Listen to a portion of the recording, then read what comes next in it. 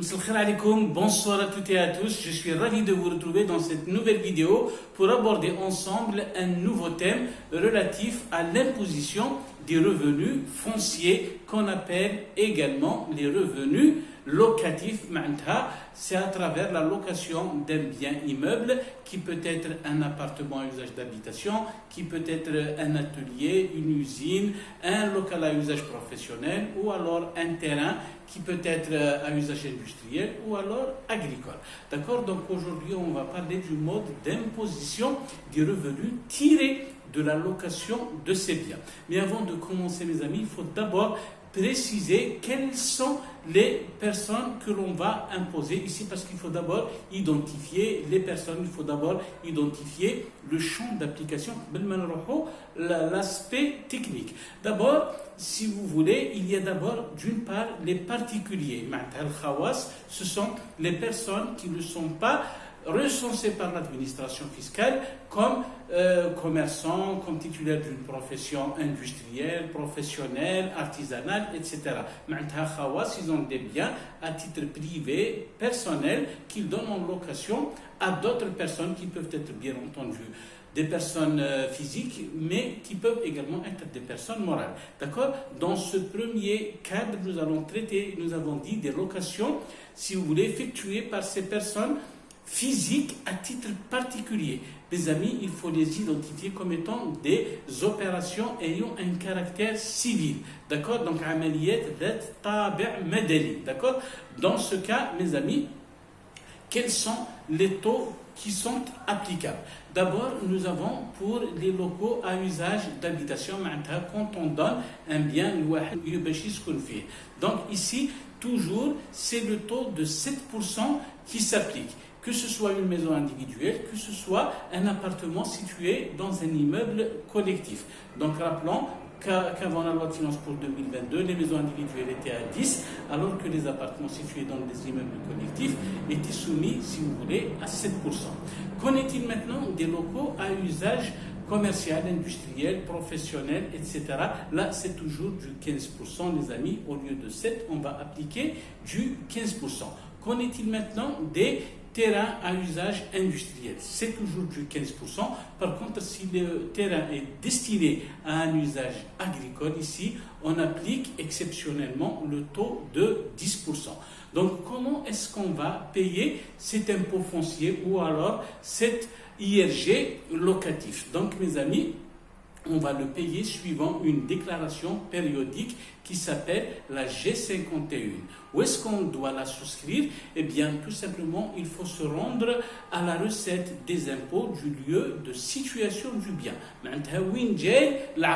Si vous habitez par exemple à Bjaya et que vous donnez un local en location, par exemple à Alger, c'est à Alger que vous devez vous déplacer pour payer votre IRG foncier.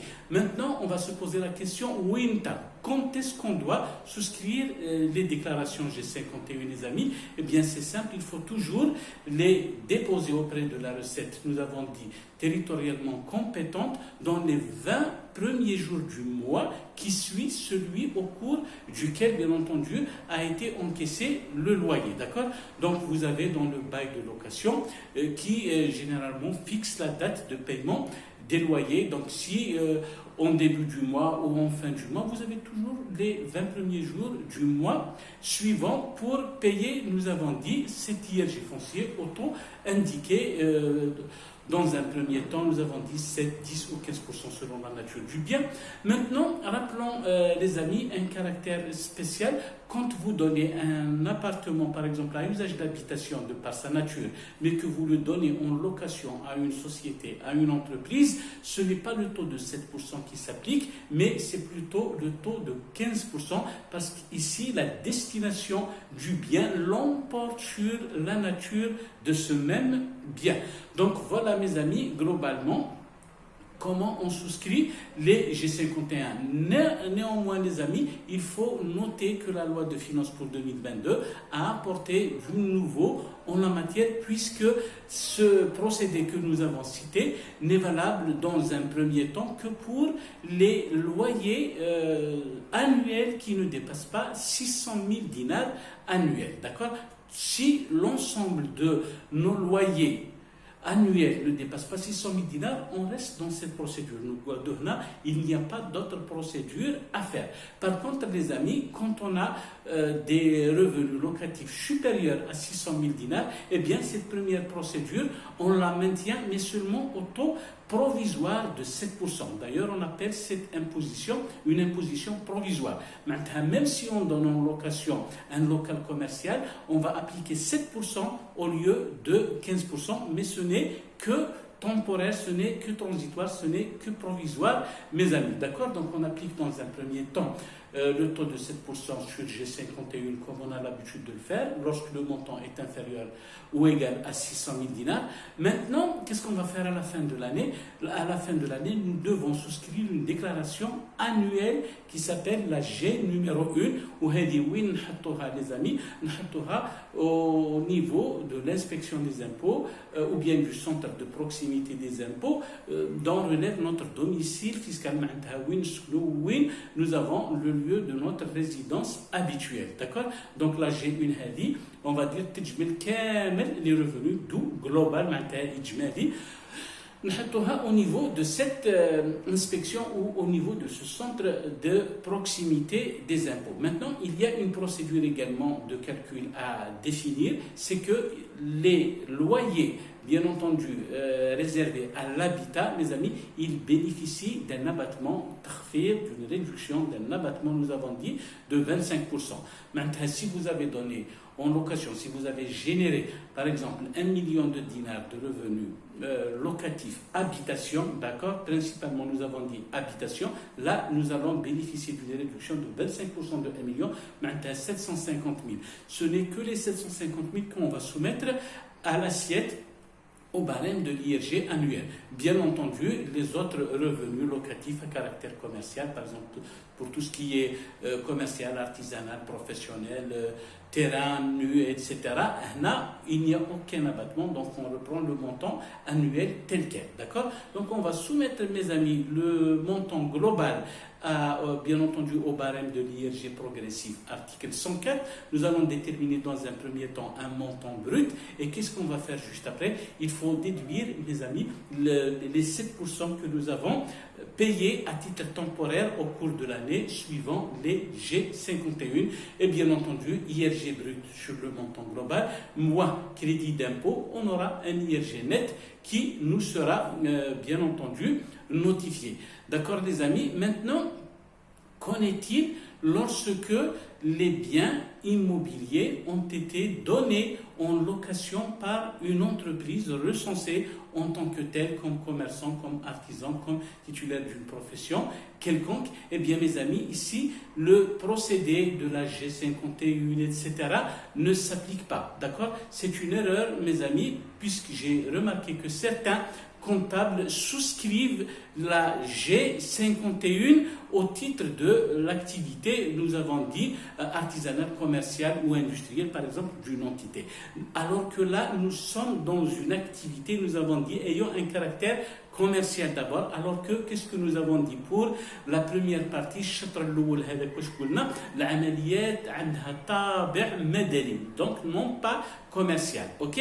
Mais là, nous parlons d'un bien immeuble qui figure au patrimoine d'une entreprise qui peut être bien entendu une personne physique ou une personne morale. Là, mes amis, le mode opératoire est tout à fait différent puisque le produit de la location est ici considéré comme étant le prolongement de l'activité principale de l'entreprise. Donc, mes amis, quels sont les impôts qu'on va devoir payer ici dans le cadre de l'activité d'une entreprise commerciale? Eh bien, nous allons payer l'IRG si nous sommes une entreprise individuelle ou alors de l'IBS au taux de 26% parce que nous sommes une entreprise de parce que là plutôt nous sommes dans une opération de prestation de service. La location est une prestation de service. Là, elle va être soumise à l'IBS au taux de 26%.